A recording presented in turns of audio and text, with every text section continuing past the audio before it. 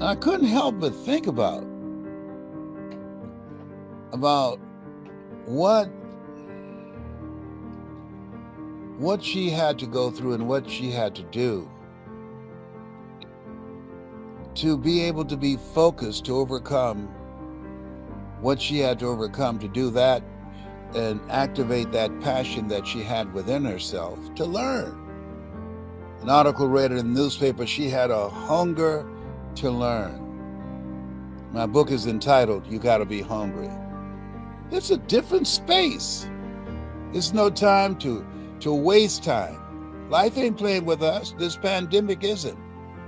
And so there's widespread insanity that's going on right now. I don't know where you align with what you want to do in terms of your life and your goals and your dreams. But I say what Dr. Miles Monroe said, live full, die empty, keep social distancing, do the things you need to do to stay alive, listen to the scientists and not people who become internet scientists or Google scientists. Listen to the real scientists and make decisions that will keep you and your family safe. That's what's most important right now. And not just be consumed by the distractions that are going on. Life will always be full of distractions. Dimple said, if it ain't one thing, it's another. I said, if it ain't one thing, it's 12 others. And so during the adversities of where we are and what we are facing, you want to have some things that you're doing that will give you the tools, the mindset, the mental resolve to handle whatever life throws at you. Why, Les? Because whatever life throws at you, you have in you. Greater is he that's in you than he that's in the world. You have in you to handle it. You have built-in greatness. You have built-in power, authority, and dominion to handle whatever life throws at you. And life is going to be throwing a lot of stuff. Nobody's going to be spared. That's why Viktor Frankl called it unavoidable suffering. But suffering is a choice. You have a choice because you can suffer or you can choose to do whatever you need to do to liberate yourself, whatever you need to do to reinvent yourself, whatever you need to do to get the help that you need to overcome whatever you are stuck in right now. It does not have to be your residency. And finding peace. Make that a priority. People talk about goals and dreams. You know how many people have achieved their goals of earning a lot of money, of becoming celebrities and are miserable? Look here, I've lived that life. And it's important to get still and find out what is it I need to do to find some peace in the midst of all the stuff that's going on. And take care of you. Stuff's happening to people all around you. Take care of you. It makes sense. What Iyanla said, give to yourself until your cup runneth over, and then give to others from the overflow. This is a time to be selfish. Did he say that? Yes. You can give so much you deplete yourself. I had to learn to give to me. I had to look at my life and all the things that I was looking at, all the things that I allowed to create stress in my life, they did not belong to me. They didn't belong to me. I took them off.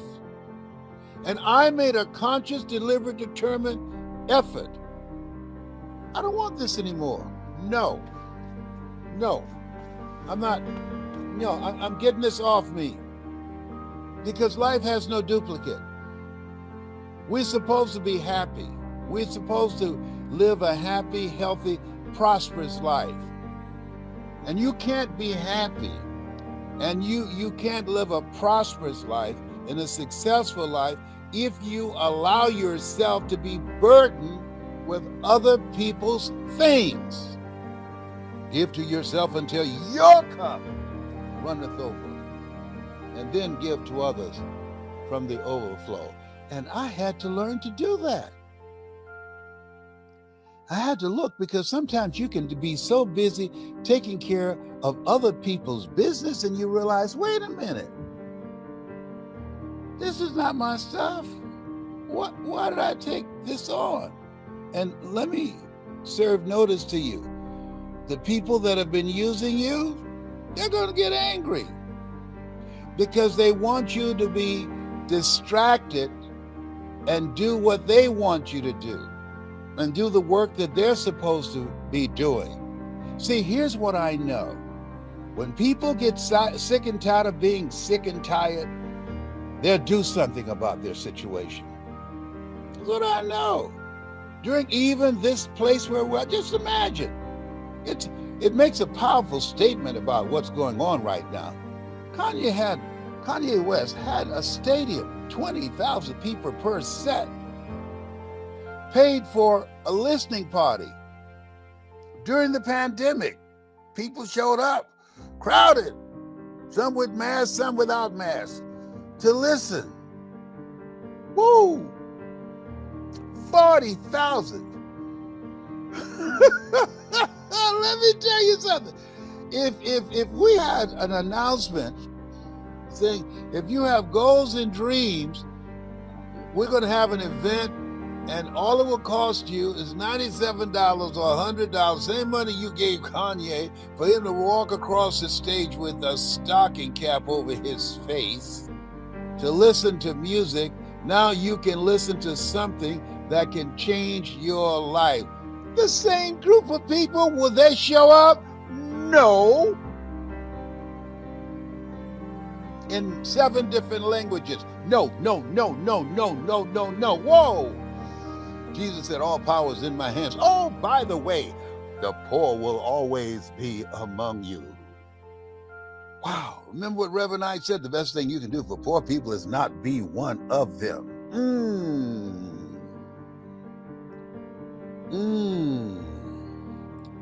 And sometimes we get so caught up emotionally. And what I realize, and what's important, is you can't help people who won't help themselves, because your help will be temporary. Everything that you do must be sustained. That's why Frederick Douglass said, now I understood what he said. Why help a man stand to his feet if he doesn't have enough gumption to lock his knees, if he does not have the consciousness and responsibility to lock his knees? When you let him go, his head is going to hit the pavement. I can't tell you the number of people I got jobs when I was a state legislator, and they lost a job. They got paid on Friday and wouldn't show up on Monday. Have you ever helped somebody and they did nothing with it? Did absolutely nothing with it. I'm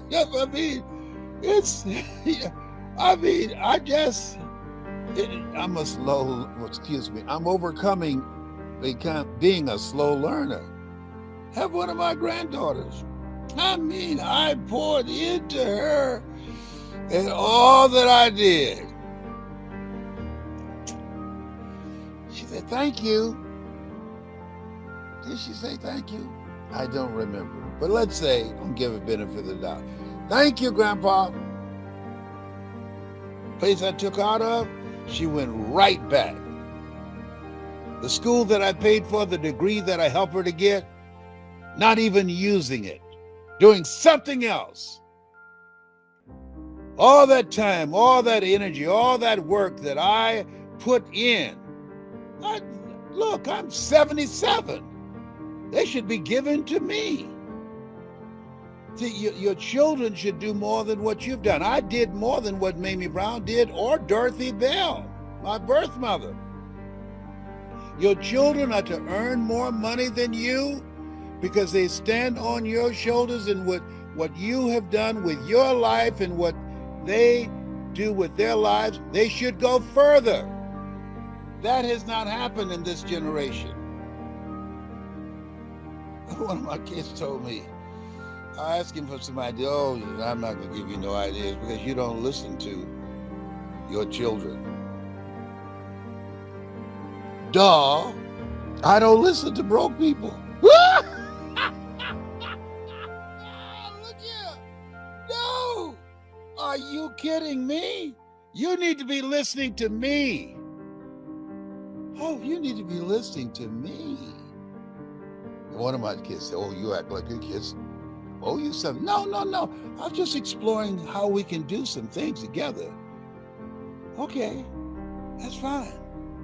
I am so glad that I have my health, that I'm in my right mind, that I'm taking responsibility to stay in good health so I'm not depending upon somebody to wipe my behind. I'm going to be in good shape. So if they start having some flashback, you remember when you beat me for nothing? Excuse me? Well, I told you I didn't do that. And they start looking at me crazy. And I'm laid up somewhere and can't get up and run. I said, you know what? I thought about it when somebody asked you, you get older, who's going to wipe your behind? You want to push back that time. You want to take care of yourself. I got up, I started doing some yoga and qigong, and I've been doing all kind of exercise up in here because my goal is not to be a burden to anybody. We can't help getting older, but we don't have to get old. Life ain't playing with us. Old man time is not playing. I was going up the steps and I heard this click in my right knee. I said, oh my goodness, what is that? That knee said, I'm 77. That's what that is. I'm 77. When you get 77, I begin to crack. Oh my goodness. So take your time, buddy. I ain't playing with you. And ladies and gentlemen, some of you can hear me. The majority don't even want to hear it. Go on someplace else. Good. Let me share something with you. Take life seriously. Life has no duplicate. Decide as you look at your life, as you determine what is it that the next greatest version of myself, what does that look like? What is it I need to do? We have an expiration date.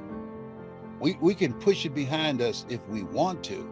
We can push it out of our minds and think we have forever to deal with other stuff and say to old man time, hey, listen, wait just a minute.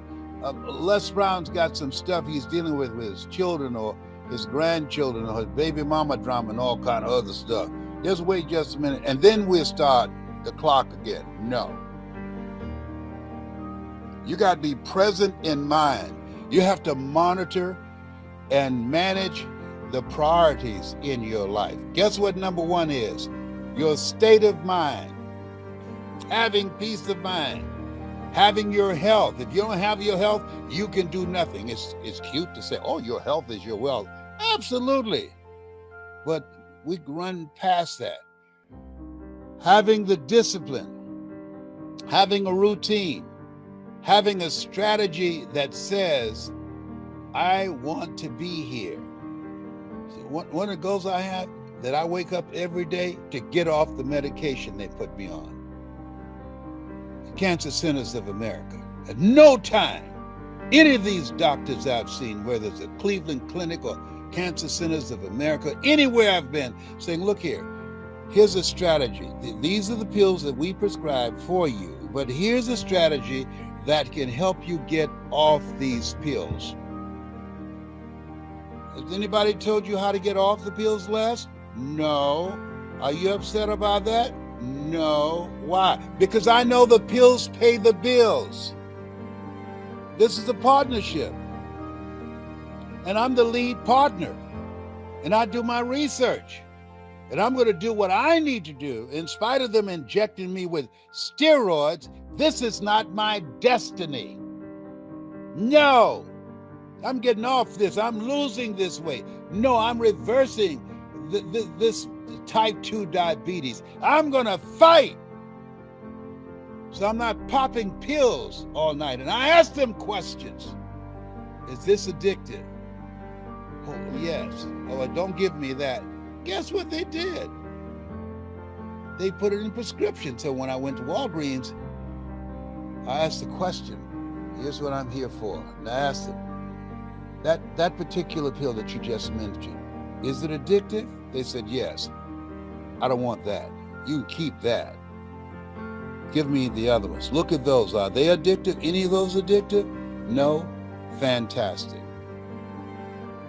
Yeah, I'm Marcus Welby. I'm playing doctor myself. I know what it is to be addicted to pills. Oh, first time, shame on you. Second time, shame on me. I ain't playing with you. Life ain't playing with us. You have something special. You have greatness in you. I know that with everything in me, when I was sitting on the porch in Gainesville, Georgia, at the house that my mother built with a saw and a hammer, and I look at the work that she has done, that I'm here because of God's grace and mercy. I remember when I almost drowned. I just remembered this morning at a pool at Dixie Park in Miami. And how did you get saved? Because the lifeguard didn't see me. I was swallowing a lot of water, and I was kicking and radical movement, and my foot went into an opening on the side of the wall of a pool where there was not a light. And I pushed myself up and screamed, and the lifeguard jumped in and saved me. Of all the places in that pool, that one place where I was, there was an opening where there was a light bulb that had burnt out. From that day to this day, I have never seen a pool that had an opening where a light bulb was supposed to be in there, and it wasn't. God made the arrangement. He knew in advance one of my children would be in there. Somebody will push him in the pool, and when he starts kicking, trying to get some help, his foot is going to land in that blessing, that opening that he created for me. What openings has God created for you that you have not recognized, that you take for granted? You think you're here because you're so smart, Les Brown? No, I'm here because of God's grace and mercy. And I can't help it.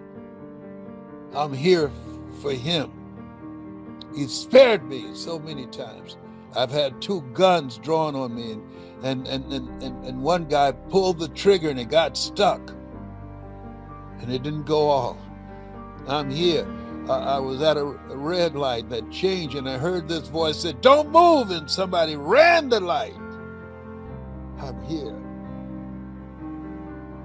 because of God's grace and mercy. My message to you: we're here for God. I'm not a religious person. We're here for God. Life is God's gift to us, and how we live our lives is our gift to God. I'm coming for you right now. And I don't want you to be so distracted about everything that's going on right now. No. You have greatness, and you have built-in greatness. You are made in the likeness and image of God. No, don't buy into this foolishness. You are born and said, you are made in the likeness and image of God.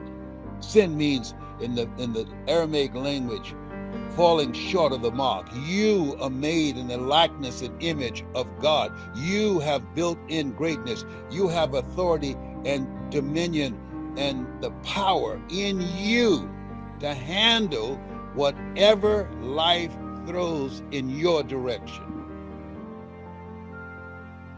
You got it like that. And what's important is to know that your life has meaning. What's important is to know that you're on a mission. What's important is to live life with a sense of urgency. What's important? That we have a limited time of being here. What's important? That we must keep it moving. Commit thy works unto the Lord, and thy thought shall be established. In all thy ways acknowledge him, and he shall direct thy path. Do what you can do, and God will do what you can't do. Bless, I've done everything I can. Good, ask for some help. Not because you're weak, but because you want to remain strong. And ask for help, and don't stop until you get it. You're no wimp, you're no punk. No. You're made in the likeness and image of God. You've been given authority and dominion over everything on the face of the earth. You have built-in power at any moment to take your life in a different direction. All of us have defining moments. I remember when I was fired from radio, I thought that was all that I can do. I was good at that. Well, that was all that I worked on. I had more in me.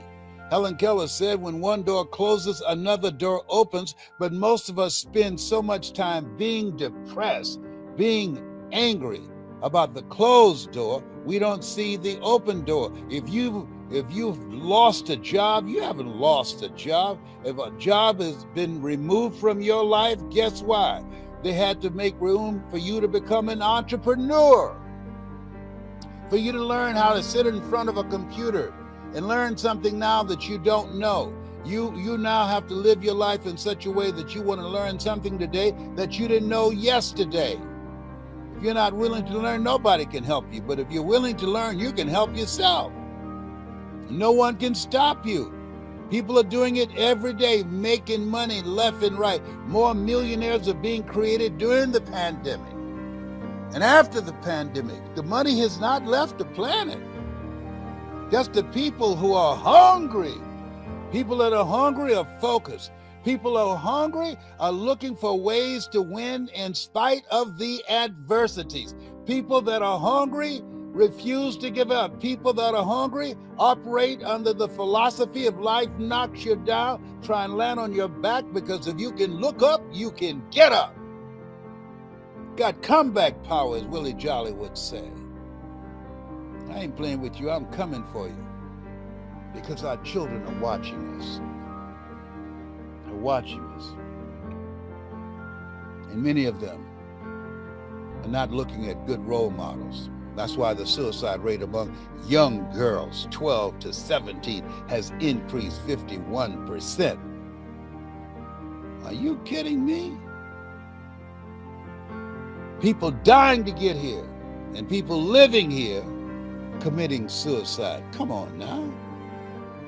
People get here, can't speak the language, have a 3 to 4 greater chance of buying a home and having their own business than people who've been here. People who can't speak the language have a 4-time greater chance of owning their own home and creating their own business. There's something wrong with that. Why? Because we've gotten comfortable. That's why Brian Tracy said, your comfort zone is your danger zone. They don't come here to watch Netflix or any other kind of flick or a listening party. No, they're hungry. And you must be hungry too for a better life. You must be hungry too to say, no, this is not going to get the best of me. Sometimes in life, you have to put your foot down. Where you say, no. When I heard the rats in the house where I moved my mother out of, and they were playing bid whist and talking to each other. Then they're talking about, you know what? I'm so glad Mamie back, I don't know what to do. I'd be glad when she baked one of those sweet potato pies. I'm listening to them. Are they talking about my mama? Boy, that Mamie, she can bake a sweet potato pie. I'm telling you. They're talking about my mama. The rats in the wall. And they have imported roaches in Miami from Atlanta. Roaches that's so big they fly like pigeons and eagles. And roaches where you spray them and they snatch the black flag out of your hand and start spraying you. But here's the kicker. I saw a roach the other day. I got some black flag and started spraying him. And guess what he did? He snatched it out of my hand. But he also had something else in the other hand. I'm looking, it was some Lysol. He sprayed me with the Lysol before he sprayed me with the black flag. He didn't want me to infect him with the virus. That ain't right.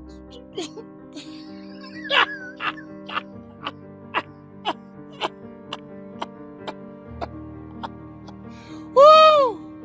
Oh my God. Oh my God. They talk about a shortage of chicken wings. Why can't we have a shortage of flying roaches here? Woo! They talk about a shortage of chickens. Are you kidding me?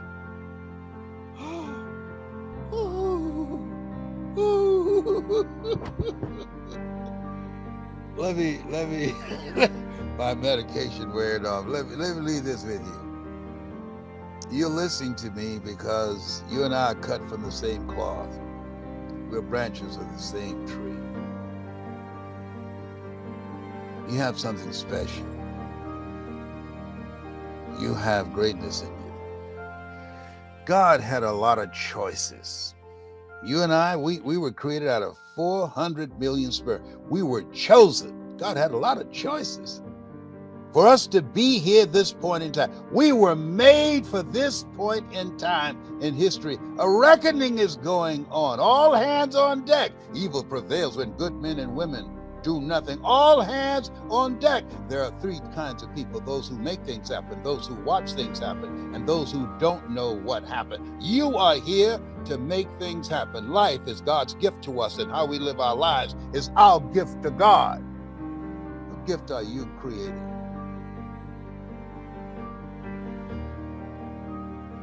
What are you doing? We need you. We need you to be, as Sandra Brown would say, from trust up. We need you to be visible. We need you to be vocal. We need you to be engaged in this thing called life. Our children need you.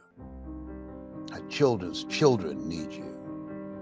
Good man and woman leaves a legacy for their children and their children's children. But we don't want to just leave a legacy. A legacy is how you will be remembered. We want to build a dynasty, as my son John Leslie would say.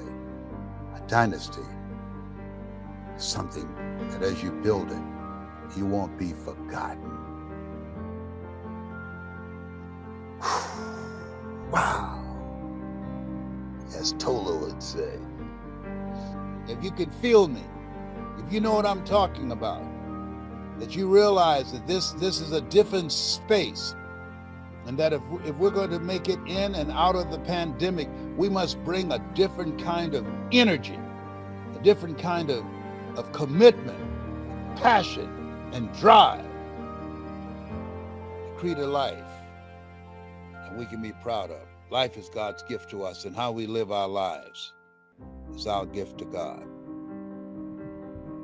Yeah. This thing called life. What a mighty God we serve. Angels stand before him.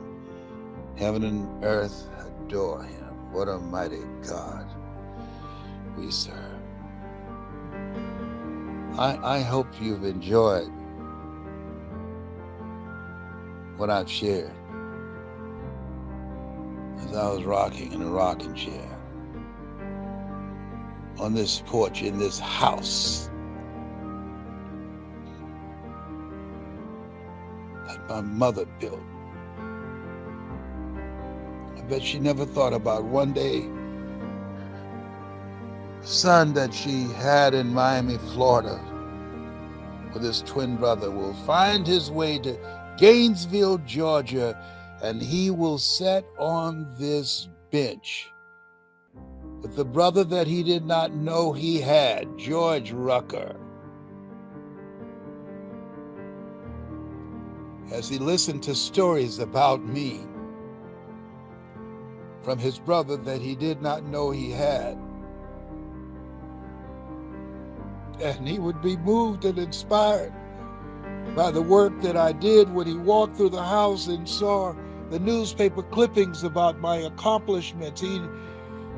He found me, and my mother, his grandmother. Look at God.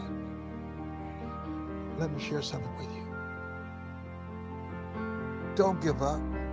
There's a reason that Paul said, pray unceasingly. Don't give up.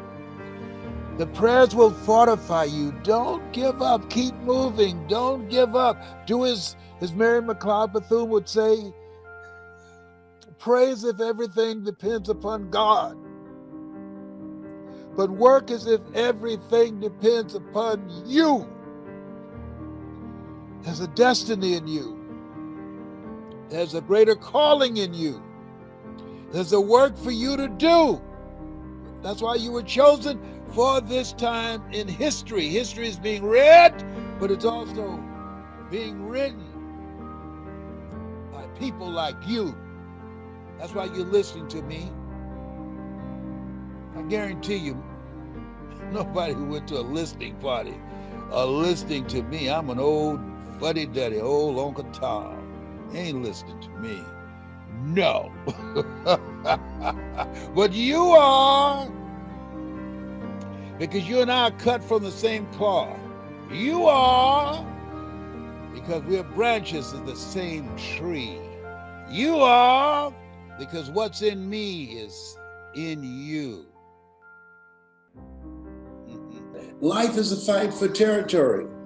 And once you stop fighting for what you want, what you don't want will automatically take over. Give you an example. 27 years ago, I was diagnosed with prostate cancer. 27 years ago, my gosh. Yeah, fourth stage cancer. And fourth stage prostate cancer, my PSA was 2,400. And so Dr. Alfred Golson said, Mr. Brown, you have fourth stage cancer. I said, I do? He said, yes. And it's metastasized to 7 areas of your body, and it's eaten 43% of your T1 vertebrae. I said, whoa. He said, why are you smiling? Did you hear what I just said? I said, yeah. He said, well, why are you smiling? I said, man, 7 is my lucky number. I was born February the 17th. Joshua marched around the walls of Jericho 7 times. Naaman dipped himself in the river Jordan 7 times. 7 is my lucky number. He looked at his nurse and said, this is a strange one. So I said, can you give me a second opinion? He said, yes. And you're ugly too.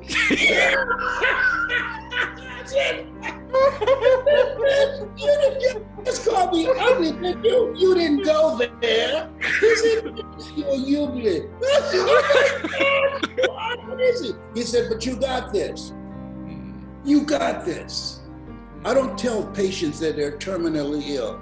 What I say is my knowledge and my ability and my skills have terminated. Now you and God figure this out. He determines the prognosis. You got this. And as a result, how people live their lives, as you know, is a result of the story they believe about themselves. He interrupted my story, and I left there with a heart full of faith, not a heart full of fear. Zig said, most people in a fearful situation, they forget everything and run. But there are a small number, the road to life is straight and narrow, few there be that find it, who face everything and rise. Oh my gosh. And so the people who listen to you when you speak, and when I say that you are the most talented speaker on the planet, it's because when you speak, what you do is distract, dispute, and inspire. You distract people from their story. Yeah, as you know, the psychologists call that self-explanatory style.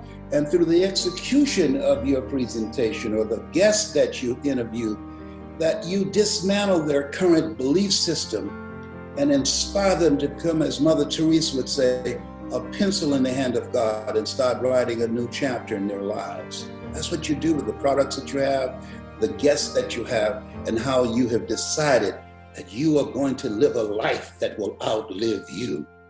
And God bless you for it. Live a life that will outlive you. Oh my Yes. gosh. Everybody, I'm just sharing this treasure with you. So you got to follow this man. You've got to get his book. Guys, listen, I have a lot of people on my show that I admire. This man changed my life. I mean, there's a part of me, this is a very strange interview for me, Mr. Brown, because I'm in and out of it in my mind. I'm talking to Les Brown right now. And I mean, I've spent... I'm fascinated to be talking with you. You don't know how often I've met you that said, "This is my brother from another mother." Thank you. Thank you. I bet you're making my day. Speaking of... How old are you? Yes, how old what's are that? you? How old are you? 50 this year. Oh, I got t-shirts older than you. Well, I'm 75. Oh my gosh. I got to tell you, by the way, speaking of brothers, this is an interesting thing about you. You're a twin. Yes. And when you were young, this is so hard for people to believe. They see this man who can recite poetry and scripture and quotes like this, to think that at some point you were labeled as, were you labeled as mentally retarded as a child? When I was in the 5th grade, I was labeled educable mentally retarded and put back from the 5th grade to the 4th grade at Douglas Elementary School in Mamie, Florida. And then when I was in the 8th grade, I failed again. But I had a man who was very much like you, because I consider you a master communicator, Mr. Leroy Washington. And I walked in his class looking for a friend. It was really a God moment. And he said, "Young man, go to the board and work this problem out for me." I said, "Sir, I can't do that." He said, "Why not?" I said, "I'm not one of your students." He said, "Do it anyhow." I said, "I can't, sir." And the other students started laughing, saying, "He's Leslie. He's got a twin brother, Wesley. Wesley's smart. He's DT." And he asked, "What's DT?" And they said, "He's the dumb twin." And they erupted in laughter. And I said, "I am, sir." And he came from around his desk. He looked at me. He said, "Don't you ever say that again. Someone's opinion of you does not have to become your reality. Do you hear me?" I said, "Yes, sir." He interrupted the story that I believed about myself. My mother said, "Sticks and stones can break your bones, but words can never hurt you." But words do hurt deeply. But on that day, Denzel was in a movie called Touch, and he said, "There are moments in life, there's before this and there's after this. And after this, nothing will ever be the same again." And my life was interrupted because he interrupted this vision that had been planted in my mind by words. Words affect behavior. And that's why I'm excited about training people how to create an experience to transform people individually and collectively. Because when we look at where we are, that's more important than ever before. The cultures and hatred and divisiveness, all of these things are fomented with words. Our lady came for me to train her from Australia, and I said, "Why did you come to me?" She said, "When I look at all the divisiveness and hatred and violence," she said, "it's done by a few people, but there's too many people are silent, and I have a voice, and I want to be a voice for love." I said, whoa. She just gave me goose pimples, man. Yeah. Wow. I love it. This teacher, speaking about that on voice, because the third thing was communication. I literally shared this with my son when he went away to college. This teacher stopped you when you're in that classroom, correct me if I'm wrong, and said, "Listen, there's 3 things that you need to have if you're going to prevail in this life." Yeah. And everybody, this is where you right now, if you've got children around you, you go grab them right now, because I've shared this with both of my children. This is compelling stuff right here, because this was one of those moments where your life was not the same again after he delivers this message to you. Yes, yeah. He said, "You have to work on your mind." He was a person who believed in Earl Nightingale, who said, "You don't get in life what you want, you get in life what you are." Dr. Carter G. Woodson, "If you can determine what a man shall think, you never have to concern yourself with what he will do. If you can make a man feel inferior, you never have to compel him to seek an inferior status, for he will seek it himself. And if you can make a man feel justly an outcast, you never have to order him to go to the back door. He'll go without being told. And if there's no door, his very nature will demand one." He said, "Develop your mind."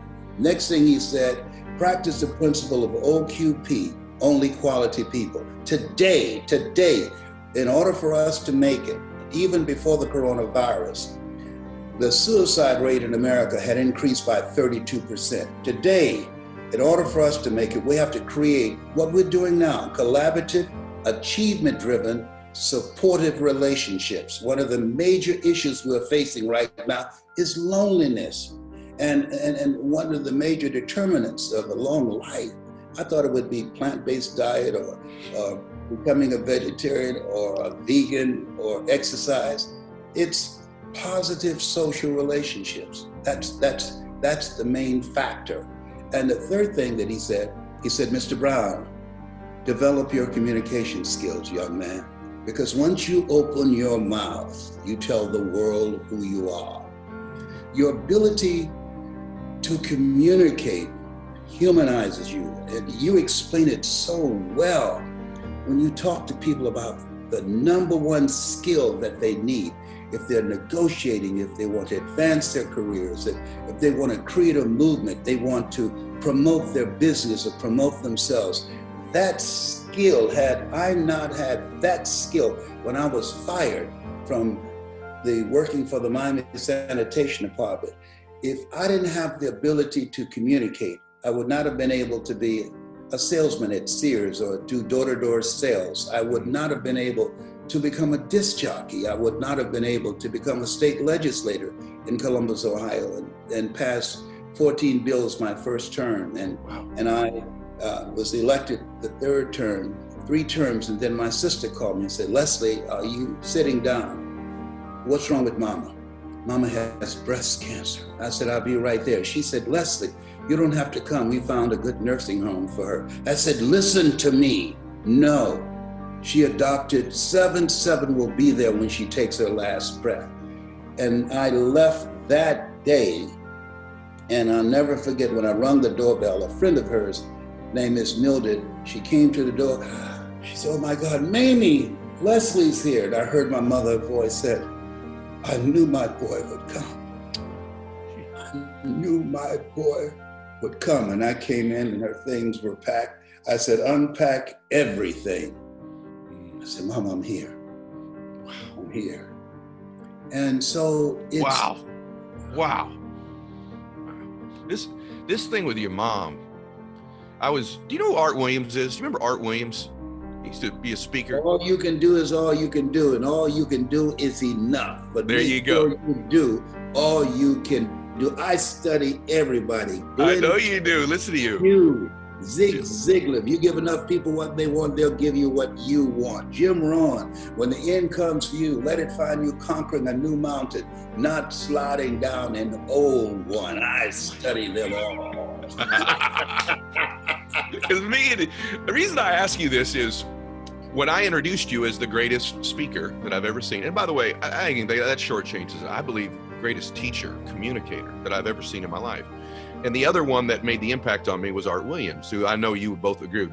There was an amazing communicator, still is. Yeah. And so I met him one time, and he gave me a nice compliment about a talk I had given. And so I said, "Well, there's 2 I've ever seen in my life." And I said, "It's you, Mr. Williams." And I said, "And then Les Brown's in a class all his own." And I said, "He's so talented and gifted." And he stopped me. And this leads to your mother. Again, a situation that I know about, I'd like you to share. And he goes, "He's not that talented and gifted. He's a worker. He works. Les works at it. This is a skill he's developed. He wasn't born with this. He's worked at it. If you knew the people I know, this guy is on the road. He works." And then I was listening to you, and this amazing, your mother's this theme in your life, but when you were a young boy, your mother lost the ability to work. And so I think the story is she starts sort of like making a little moonshine to sort of support the family, right? And something happens, and I think you're like 10 years old, something like this, right? And then you got to take over. Would you just share this? Because I think everything happens for us, not to us. Our test will be our testimony. And the messes of our lives don't disqualify us. I think so many people think this mess I'm in, this divorce, this business failure, this choice I made I'm not proud of, that I'm ashamed of, it disqualifies me. My background, my upbringing, I'm disqualified. Turns out you can turn those things into be your testimony. And this situation with your mom, I think, triggered this work ethic in you at a young age that Art told me about. Yes, Mama, she started selling homebrew and moonshine, and it was difficult for us at that time, for her raising 7 children. She was injured on a job. And so she promised our birth mother that these children will never go to bed hungry. We will always have a roof over our head and clothes on our back. And a man came. I'll never forget. Boy, you talking about something. You've done your research as much as I've been doing research on you. You and I are so much alike. and this guy, his name was Calhoun, and he knocked on the door. He said, "Leslie, how are you doing?" I said, "Fine." Mama always said, "Don't ever open the door without telling me." And I said, "Oh, hey, Mama." No, don't tell her. I've got 2 friends with me. We're going to surprise her. Open the door. And I opened the door and let them come in. And one of the guys grabbed me. I was 10 years old in the throat and hit me on the side of the head and threw me up against the wall. And he said, "She's back there in the room." And they went back there, and Mama was selling homebrewed moonshine. And he said, "Pull up the linoleum." And they pull up the linoleum, and she kept it under the floor of the house that we were in. And they brought Mama out in handcuffs. Then I said, "Mama, I'm so sorry." And she said, "It's okay, Leslie. It's okay." And she never, ever, ever mentioned it when she came back. And so we don't have any relatives. We adopted. So the neighbors, they will come in and bring us food from time to time. And I would collect copper and aluminum, and sometimes stand in the corner. "Hey, boy, come over," and get on the truck with older men to move heavy equipment. But years later, fast forward, man, I had it in my heart. If I ever saw this guy again, I'll kill him. And boy, God, boy, he has a sense of humor. Here I am talking to my young son, John Leslie, who's a speaker and trainer. I said, "John Leslie, anger is a wind that blows out the lamp of the mind." He said, "What do you mean by that, Daddy?" I said, "Don't allow anger to govern you. Never make a decision while you are angry. It blows out the wind of the mind. You'll make decisions and do things that you will regret later." At this time, a guy comes over and tapped me on the shoulder. And he said, "Hello, sir. I just want you to know we here in Mamie are so proud of you." I had a talk show at King World that paid me $5 million to do the Les Brown talk show. And I looked, I'll never forget his face. I said to myself, "Oh my God, it's Calhoun." Now here's my son here, and I'm looking at this guy's face who put my mother in jail. And man, I was get short in the breath, and John Leslie said, "Daddy, you all right?" I said, "No." And this guy, he just kept on shaking my hand. "Man, yes, Leslie, man, you really making us all proud." And I said, "Excuse me, sir, excuse me." And I went outside, and my son said, "What's going on? Is this something you ate?" I said, No, John Leslie. I gotta go. I said, "Let's get in the car, I gotta go." He said, "What's happening, Dad?" And I drove away for a little while, and I parked on the side to collect myself. I said, "That man, he's the one that put your grandmother in jail. And I promised if I ever saw him again, I would kill him." He said, "Oh God." I said, "John Leslie, you know what? It's a God moment." He said, "Why?" I said, I got that hatred out of my heart for him because you were here. I have to model what I'm teaching you. People say, practice what you preach, but now God put it in me. I got to preach what I practice. I got to forget. And forgiveness is not forgetting. Forgiveness is remembering without anger. I forgive him, but most of all, I forgive myself. Please forgive me, God, for carrying this anger and hatred all these years. asleep. I've never told this story before. Oh my gosh. Yeah, this thing, you know, Forrest Gump had a point. Life is like a box of chocolates. You never know what you're going to get. That's all I got to say about that.